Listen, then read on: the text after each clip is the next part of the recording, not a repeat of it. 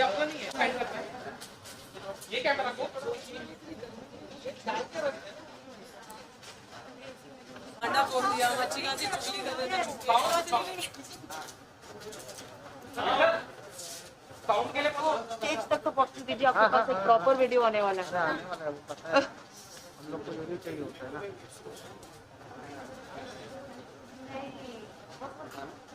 अभी वो यही शॉट कर लो यार, गणपति जी भी वेट कर रहे हैं कि कर लो मेरी पूजा, इतनी देर हो गई।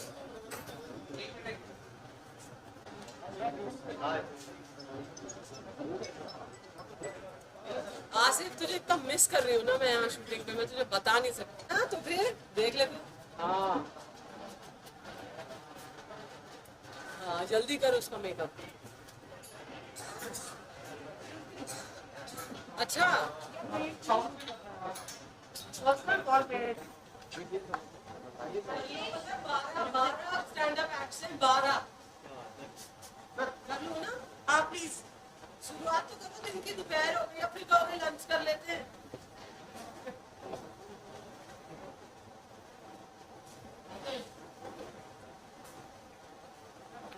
वेट हो रही है, वो भी बेचारे सफाई के लिए स्पॉट डिस्क के लिए सब तो साफ है इतना। चलो ठीक है, चलो ready ready sound play please ask the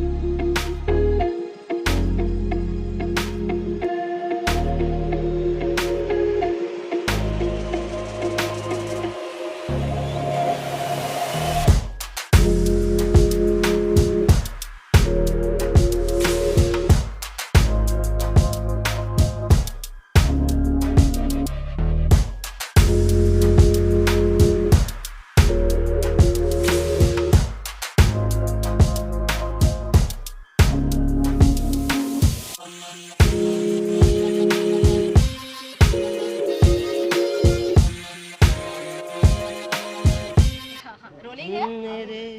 हाँ, तो मैम जानना चाहूंगी आपसे, आज टेक्नोलॉजी सुपरस्टार सीजन 3 में आई हैं, क्या कुछ बताना चाहेंगे?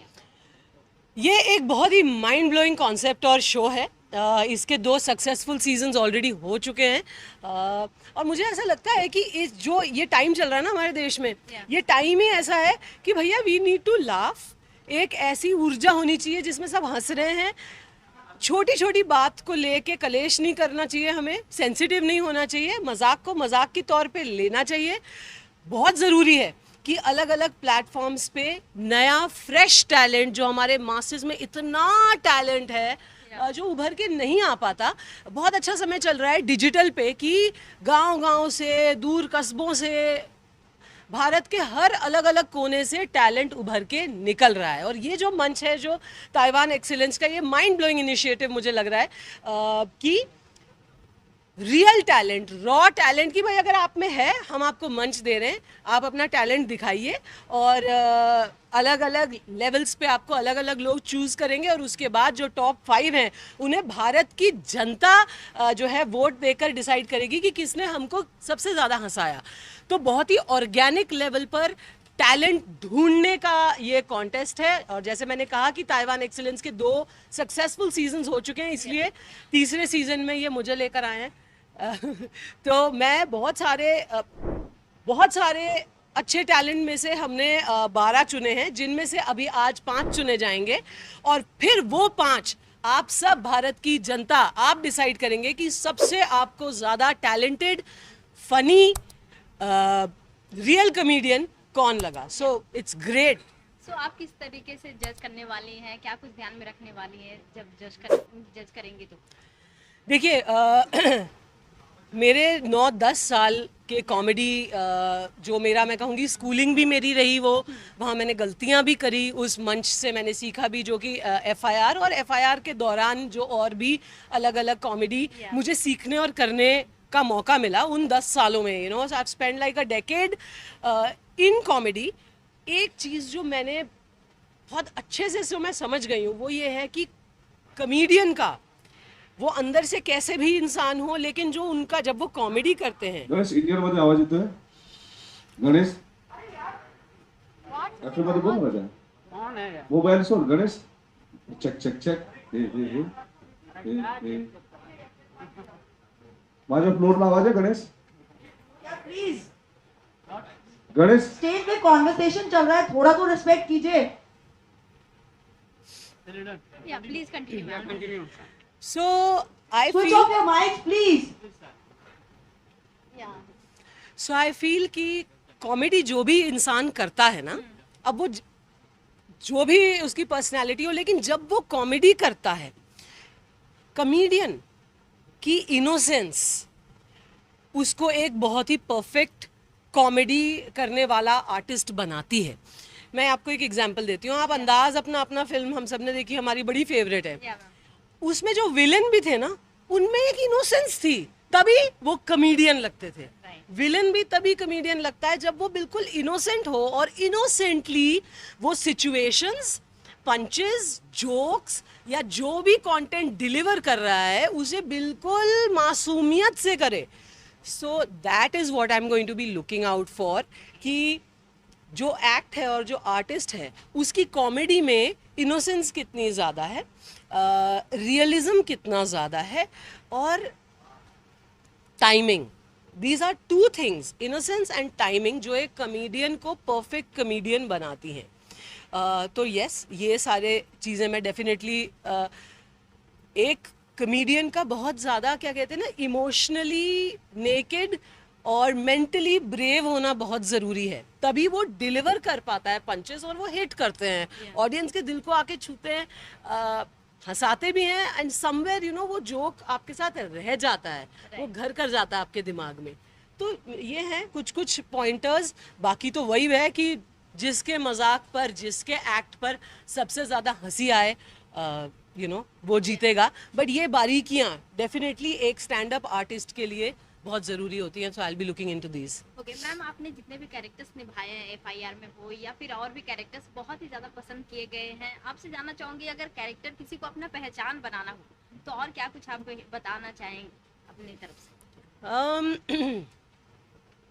देखिए, पता है क्या, अलग अलग कैरेक्टर्स जब भी मैंने किए हैं ना, वो कैरेक्टर हमेशा मेरे साथ रह गया है। चलिए, FIR तो आप लोगों ने बहुत देखा है, आई एम श्योर बहुत ज़्यादा लोगों ने मेरी पंजाबी फिल्में नहीं देखी हैं। स्पेशली एक फिल्म जो मैंने गुरदास मान साहब के साथ की थी, जिसका नाम है ननकाना, यूट्यूब पे है, शायद देख लीजिएगा। तो उसमें वो एक out and out emotional film थी। मेरे साथ आज भी वो कैरेक्टर रह गया है। जब आप कोई कैरेक्टर बन जाते हैं तो जितना भी वो कार्यकाल होता है वो कैरेक्टर प्ले करने का, उसमें आप भूल जाते हैं कि मैं असली में कौन हूँ, और आपकी बोलचाल, आपका बॉडी लैंग्वेज, आपकी अदाएं, वो सब वो एक अलग कैरेक्टर आप जो अपना लेते हो ना, आप वो बन जाते हो। तो मेरे साथ तो ये बहुत हो जाता है कि मैं कुछ टाइम के लिए निकल नहीं पाती हूँ उस कैरेक्टर से, क्योंकि मैं इतनी ज़्यादा अटैच हो जाती हूँ। सो इनफैक्ट हॉलीवुड में तो अगर आप, यहाँ तो खैर हमारी जान और जो है टैलेंट की कोई हिंदुस्तान में ज़्यादा वो होती नहीं है कि नहीं यहाँ ठीक है इन्होंने कर लिया। ये बाहर क्या होता है कि एक कैरेक्टर जब कोई बहुत अच्छा निभा दे तो फिर वो 6 महीने के लिए जंगलों में चले आते हैं भैया वो कैरेक्टर उतारने के लिए। It is that serious. या आपका एक कैरेक्टर जो आप प्ले करते हैं उससे आप इतना ज़्यादा जुड़ जाते हैं कि आप अपने आप को कहीं ना कहीं खो जाते हैं और वो कैरेक्टर आप बन जाते हैं। This is a serious issue.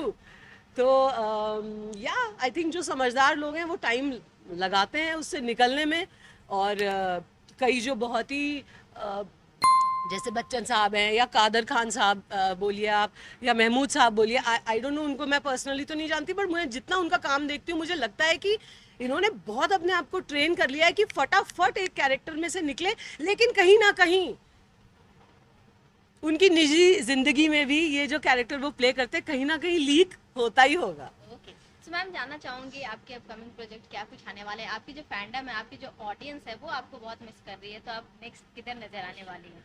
यार पता है, मैंने ये रियलाइज़ किया कि मैं जब एफआईआर कर रही थी ना, तो मुझे बड़ा मन होता था कि मैं बड़ा हीरोइन वाले भी करूं। मैं बाकियों को देखती थी कि यार बड़े गाउन पहन के नाच रहे हैं लोग, और मेरा मन करता था मैं भी करूं। अब मैंने किया वो, लेकिन मुझे उतना मज़ा नहीं आया उसमें। मुझे मज़ा इसी में आता है जो you know what is closer to my real self is doing action, is doing crazy comedy, is you know मैं बहुत ज़्यादा आईने के आगे 2 घंटे बैठ के चांदी गिलास से पानी पीने वाली एक्ट्रेस नहीं हूँ। मेरा यही होता है जल्दी से रेडी हो जाओ, काम करो, कंटेंट। सो अब जब मैं अगर टीवी पे आऊँगी या मैं कोई वेब में हालांकि मैंने की हैं कुछ कहानियाँ वेब में, एक आने वाली है बहुत जल्द जिसका नाम है छलावा, हंगामा प्ले पे आने वाली है। उसका टाइटल सॉन्ग भी मैं गा रही हूँ, कल है उसकी शूट बल्कि टाइटल सॉन्ग की, तो वो बड़ा एक्साइटिंग है।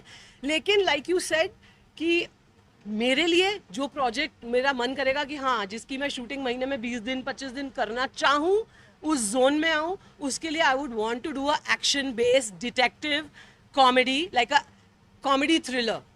डिटेक्टिव कॉमेडी थ्रिलर के लिए मुझे लगता है मैं बनी हूँ। बाकी सब रोल्स बाकी लोग बहुत मेरे से ज़्यादा अच्छा करते हैं। तो कॉमेडी के साथ साथ आप रैंप वॉक भी अच्छा कर लेती हैं मैम, क्या कहना? और तू डराता बहुत अच्छा है भाई। हाँ जी, मैंने शुरुआत एक्चुअली अपने ये ग्लैमर इंडस्ट्री की दिल्ली से की थी, जब मैं फिलॉसफी ऑनर्स कर रही थी आईपी कॉलेज से, और लंबी थी बहुत और पतली बहुत थी। अब तो फिर मैं खा पी के थोड़ा यू नो वजन बढ़ जाता है। तब मैं बिल्कुल चाहे जो खा लूँ, मैं इंसान खा लूँ, चाहे मैं बिल्कुल सूखी पतली सी थी, तो सब कहते थे मॉडल बन जाओ, मॉडल बन जाओ। एक बार कॉलेज में आए टैलेंट हंट वाले कुछ लोग, and they sign me for some fashion shows. तो वहीं से I you know and trust me, तुमने कहा बड़ा अच्छा कर लेते हो, thank you, you are very nice, I like you. क्योंकि जब मैंने पहली बार करी थी ना वॉक, उन्होंने बोला आप सुनो, आप देखो पहले खड़े होके बाकियों को, बहुत बुरा चली हो तुम, बिल्कुल जो है उसकी तरह खेत में जैसे फसल काटने मजदूर जाता है ना, बिल्कुल वैसे चली हो आप। So thank you, you said I walk well. या तो मैम जानना चाहूँगी कि मतलब जिस तरह से आप कॉमेडी सीन्स कर लेते हैं, या फिर फ्यूचर प्रोजेक्ट में इस तरह के फिर आप नजर आएंगी? हाँ, मैं कह रही हूँ कि जोश बहुत है मेरे में, यू नो एनर्जी बहुत है। तो मेरे को बस वो बैठना या काफ़ी देर तक मैं रेडी हो रही हूँ। अब तो मैंने बाल भी कटा लिए कि ज़्यादा कोई बैठ के रोलर और ये सब लगाए नहीं, वरना पहले मेरे लंबे बाल देख के ना हर प्रोजेक्ट में अरे मैम क्यों ऐसा कर दो, अब बाल स्ट्रेट कर दो, अब बालों का ये, अब वो 1-1.5 घंटा बैठ के, तो मैंने बाल ही कटा लिए। मैंने कहा अब सिर्फ talent. So yes, I look forward to doing like I said comedy thriller, जिसमें एक्शन भी हो और फिर ऑफ कोर्स कॉमेडी जो फोटे है। What about music album song? अभी काफी ट्रेंड चल रहा है, क्या आप उसमें Do I look like a girl who will be in a music album or a Sharma रही and all that? Do you think I look like that?